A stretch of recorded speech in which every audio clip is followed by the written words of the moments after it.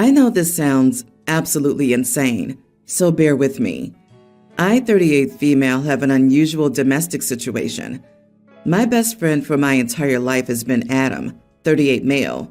We've known each other since we were babies. Adam is gay. I was the first person he came out to, and he was my roommate for a long time after his parents found out and things got ugly.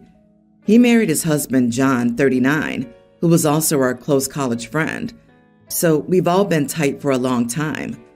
I've decided that I'm not the marrying type, but I did want to have children, and Adam and John also wanted a family, so we decided to kill two birds with one stone. We have two sons, young grammar school and pre-tween, both of whom are biologically mine, while Adam and John are each the biological father of one of the boys. It's worked out way better than we ever could have hoped. This year we decided to go in together to get a bigger house and live together. The boys are getting to the age that they can do with their own rooms, and all of us adults have been roommates before, so we know we live well together. It would simplify things a lot. The boys love us all being in the same house, and it's a good arrangement for everyone. Adam's been talking to his parents for the last couple of years, and they're trying to repair their relationship. He's been feeling positive about it. He asked and we all agreed that they could visit the Saturday after Thanksgiving and meet the boys. Adam had already explained the living situation because we have always thought of the kids as all of ours, and the kids call us all their parents. It didn't occur to me that the bio-parentage would be an issue for Adam's parents. Things were okay, and everyone behaved until we put the kids to bed. I went to my room to give the others some space to talk. I heard Adam raise his voice a little, but decided not to get involved. Not long after, his mom knocked on my door and asked to talk. It boiled down to the fact that she and her husband wanted to know which of the boys was their grandson. They both favor me now more than Adam and John, so it's not obvious. I suspected something was up, so I told her she needed to talk to Adam and John about it. They refused to answer the question because both boys were their children, so she wanted me to. It turned into an uncomfortable situation. Adam and his dad aren't speaking, and I've gotten some messages from his mom trying to backtrack, but pressing for info simultaneously. A friend of mine said that while it was smart not to disclose without consulting Adam and John, we're delving into idiot territory by refusing to explain the bio relationships involved. And it's not wrong for the grandparents to want to know, especially since John's parents know. They only know that because they were involved with helping us with the pregnancies and when the boys were tiny, since my parents passed on. However, am I the idiot for refusing to tell my son's grandparents which of my children is their grandson? Not the idiot. This is a clear-cut attempt to establish which kid it's okay to abuse. Let them know that until they're ready to accept both, which includes never knowing, because they have demonstrated that they can't be trusted with this information, they will not be seeing either grandchild because neither one is safe around them. The biological grandson will be the only one to get an inheritance, birthday gifts, Christmas gifts, graduation, and a car. They will take a DNA sample the first chance they get. These people are gross. That's what I was thinking. I have a step-aunt who did a DNA test to prove her grandchildren weren't her sons. Boy, did that cause a huge rift when she kept bragging she did it. She even doubled down when they turned out to be her grandchildren, saying that she was looking out for her family. OP, this is sadly blatant evidence that they never intended to repair the relationship. They just want access to their grandkid. No good can come of that. Poor Adam. What a cruel action on their part. Your friend is wrong. It's not your job to break the boundaries your kid's father has set. Both kids are their grandkids. The only people who should care about biology are their doctors, and only for medical history. Great job standing up for your best friend and helping him enforce his boundaries. By the way, this family arrangement, beautiful. You have a unique family, and the grandparents can either accept that they have two grandsons or have no grandsons. I was at an observation deck yesterday. It's one of those that has a glass floor as part of it. A guy was there trying to get his wife and kid to go on the glass floor so he could take a picture. The kid looked about 3 and terrified. His wife wasn't interested either. When she went to the bathroom, he picked up his kid and went on the glass floor. The kid was frozen stiff and looked pale as a ghost. The dad got his selfie though. When he walked by me, I was telling my boyfriend that if we got married and had kids, and he did something so idiotic and traumatizing to our kids, I would be angry. The guy overheard me and said I should mind my own business. I said I wasn't talking to him, but I did repeat myself and say that he was an idiot for putting his kid in such a scary place when the kid didn't want to be there. By this time, his wife had come out and heard us arguing. Then she got angry at him for doing this against their kid's obvious desire. We walked away, but my boyfriend said I shouldn't have started crap with some random guy terrorizing his kid. Am I the idiot? Not the idiot. He interrupted a conversation that you were having with your boyfriend. He chose to bring you into the situation, so you have the right to defend yourself in what you said in a private conversation. The guy was being a selfish idiot. Maybe you weren't the best source to hear it from, but he needed to hear it nonetheless. I believe the kid needs to hear it too.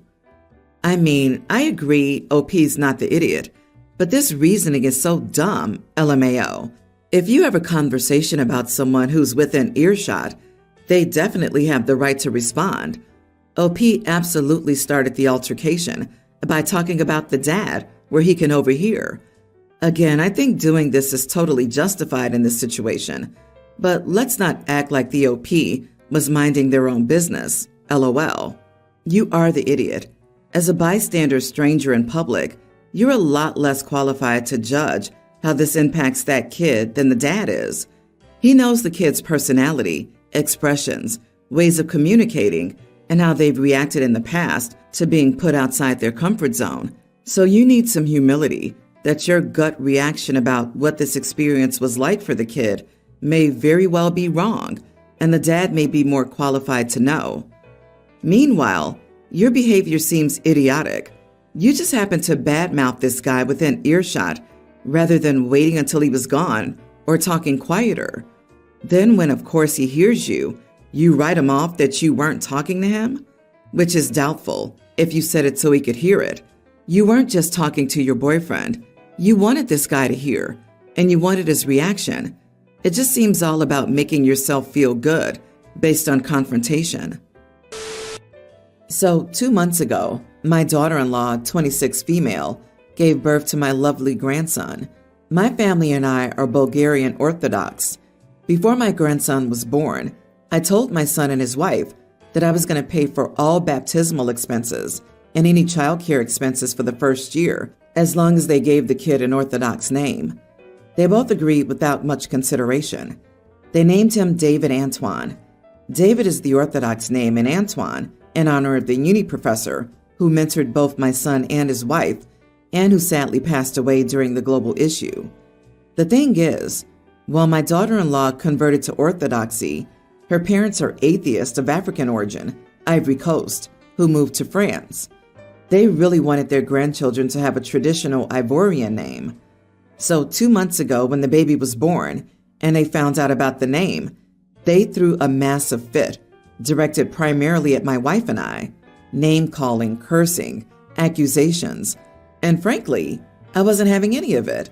I told them that they were insensitive and insulting to not only my religion, but also that of their daughter, to their daughter's decision, and to the mentor of both their daughter and my son. I told them they're uninvited to the baptism due to their behavior, unless they apologize to the parents of our grandchild. Both my son and his wife agreed with my decision. The baptism is next week, and while I've been in no contact with them, my son said that from the discussions they've had, they're still pretty angry and unwilling to apologize, but they said that they'll come to the baptism, whether I like it or not. My sister tells me I've been acting like an idiot towards them, and I should let them join next week if they show up. I maintain that they'll not be allowed at the after party. Edit. When I said they'll not be allowed at the baptism, I meant at the after party, which will take place in my home. Only church officials can kick people out of the ceremony itself, and unless they're disruptive, I don't see a reason they'd be kicked out. My son and his wife paid for their own wedding. She converted of her own free will because it's what she believes in. If you name your kid like I want, I'll pay you. Definitely you are the idiot for using money to manipulate the outcome you wanted with your grandchild. In regards to your in-laws, it's unclear if you've given them any other reason to think that you're a bigot. I can only wonder what your reaction would have been if they'd come up with a better package and had a secular naming ceremony. Frankly, you strike me as an unreliable narrator. Yes, exactly. If the roles were reversed, imagine how upset OP would be. That's a lot of money, and it's effectively blackmail. Of course, blame partly lies on the son and the daughter-in-law, as they could have still said no, but it sounds like an offer that most new parents could scarcely afford to refuse. Also, this wasn't a daughter-in-law's decision. She was flat out bribed by them to make a decision in their favor.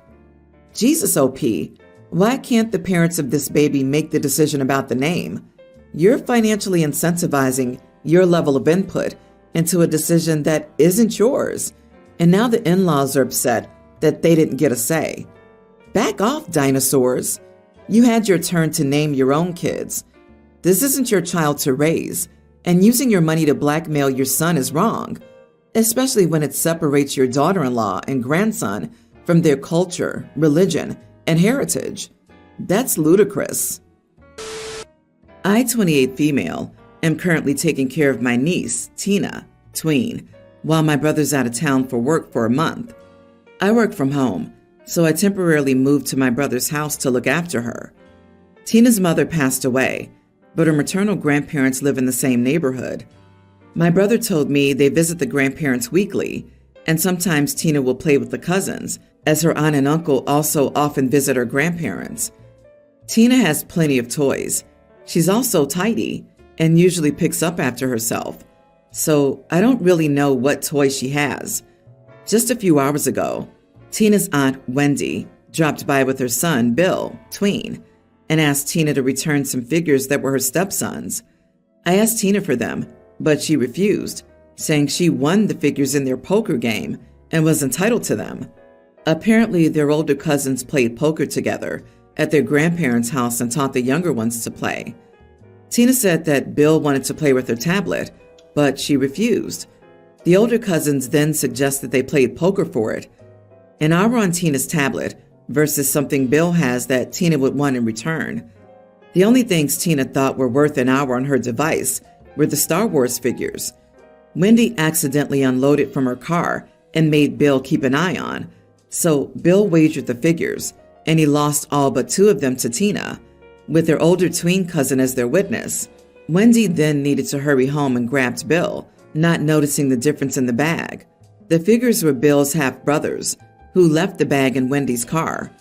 He was panicking when he noticed all but 2 of his figures were missing. So Bill was forced to tell his mom and brother what happened. Wendy asked for the figures back. They're not particularly expensive, like $25 to $30 each, but Bill's brother did save up for them. Tina refused to give them back, saying she won them fair and square, and their cousin was the witness to the game. Wendy said she couldn't hold a child poker game responsible for the loss of actual properties, and that Tina needed to return the figures. I offered to call my brother and did, but his coworker picked up and said that my brother was in a very important meeting and people not directly involved could not interrupt. My brother forgot his phone, so he would be unreachable until the end of the meeting, 6 or 7 hours from now. So I left a message asking him to call me back. I told Wendy we'd have to wait for my brother to make his decision. As for now, Tina will keep the figures until her father says otherwise. Wendy said she didn't have 6 hours to wait.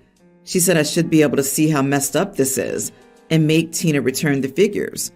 Again, I refused to make her, saying I personally thought Tina earned the figures and my brother was the only one who could make Tina return them. Wendy called me an idiot for stealing, and as she could not wait around, took her son back, saying she would call later. Am I the idiot? You are the idiot. Those figurines were not Bill's to gamble. Tina's received stolen property, and you're refusing to return them because your tween niece won them in a poker game? You're supposed to be the adult in charge here. Once it was made clear that they weren't Bill's toys, by not returning them, both you and Tina were no better than thieves. Way to teach the kid values. How many figurines are we talking about here? Because if only 2 were left, it makes me think it's probably upwards of $100 worth of toys at least that a kid saved up for, and you're refusing to return. Do you really need someone else to point out how crappy a move that is? Honestly, the fact that Tina swindled her cousin into putting up permanent ownership of items in return for a shot at temporary use of her stuff is enough to be worrying by itself. Such an inclination towards being a rip-off artist should, in my opinion, be nipped in the bud, hard. Watch Tina. She appears to be lacking empathy and will grow into a snake. Wow, I get to go against the grain, not the idiot, because it's entirely reasonable to have the father handle the issue and make the decisions himself when he becomes available. This is about kids' toys, so it's in no way time sensitive. The aunt can easily wait for a day to have this resolved. Just gotta tell her stepson she's sorry for causing the inconvenience. The aunt is the idiot for trying to pressure OP into not consulting her brother. The aunt's also the idiot for failing to teach her son that you don't give away things you don't even own.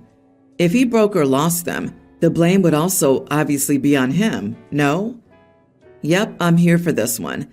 It's surprising how you're being scolded here for wanting to ask the kid's parent how to parent their kid. Holy crap. They're tweens, though. Doubt either of them knew what the figures were worth beyond the fact that they were toys. They probably gambled them because it's the only thing Bill had on him, and probably multiple games, not 3 figures in one go. I'm amazed that people think Tina is some kind of mastermind. She just won something and now considers it hers, probably not really thinking about Bill's brother.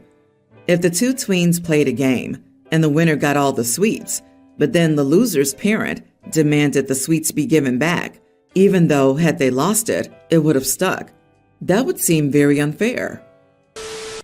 My son, male 19, loves to just wear his underwear in his room for whatever reason. He'll throw on a shirt and pants if he has to step out to go to the bathroom, come to the kitchen, talk to anybody, etc. But otherwise, he's just in his underwear.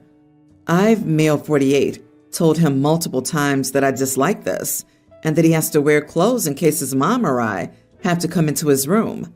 He says that if we start knocking, he'll throw something on, and then it'll be okay. I told him he still had to wear clothes, and then he made another excuse and said it was too hot. In the summer, I tend to set the thermostat to around 85 or 87 to save money.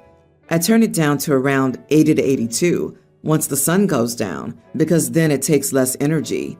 He says that it makes him sweat when he's just sitting around not doing anything, and I rejoin by saying, if it's so hot, go spend a couple hours outside, see if it still feels hot.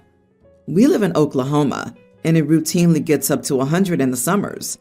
He rolled his eyes at this, and we just kept arguing. I'm wondering now if I'm the idiot. Am I? You are the idiot. Huge one. 87 degrees in the summer? That's torturous. Your ridiculous temperature requirements are the reason he's wearing only underwear in the first place. You want him to get dressed? Keep the house at a humane temperature. 87 degrees in the house? I would friggin' die. I don't care how many clothes the kid is wearing. That's inhumane. OP's probably the kind of guy who lives by my house, my rules, right down to micromanaging his son's room because it financially still belongs to OP. Well, OP will learn one day when he has his own room in a nursing home and can't have any more control over it. I'm not trying to be rude here, but this isn't how you treat someone you love. You need to see a therapist and figure out why you need to control your son's life down to the micromanagement level. There is no good reason why him sitting in his own room, his safe space, the only physical space he can call his, bothers you whatsoever. Go see a professional and repair what's left of your relationship with your son and use your dang air conditioner.